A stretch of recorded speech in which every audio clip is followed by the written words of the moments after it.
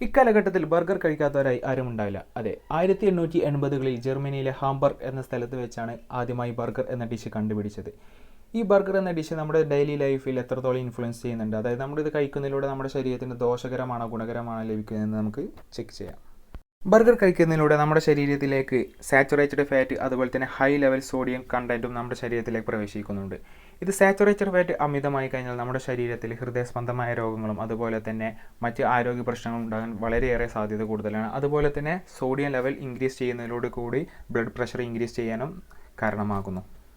എന്നാൽ ഇത് കഴിക്കുന്നതിലൂടെ നമ്മുടെ ശരീരത്തിൽ ഗുണകരമായ protein, B vitamins, omega 3 fatty acid അതുപോലെ തന്നെ ധാരാളം ഫൈബർ കാര്യങ്ങളെല്ലാം നമ്മുടെ ശരീരത്തിന് ലഭിക്കുന്നുണ്ട്. അതുപോലെ തന്നെ ആവശ്യത്തിലുള്ള കാർബോഹൈഡ്രേറ്റ് നമ്മുടെ ശരീരത്തിന് ലഭിക്കുന്നുണ്ട്.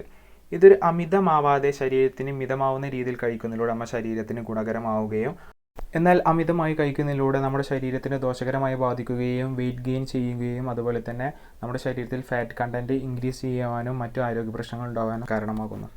ഇതുപോലത്തെ ഹെൽത്ത് റിലേറ്റഡ് ആയ കാര്യങ്ങൾ അറിയുന്നതിന് വേണ്ടി എന്നെ ഫോളോ ചെയ്യുക. അടുത്തൊരു ഇൻഫർമേഷനുമായി അടുത്ത വീഡിയോയിൽ കാണാം.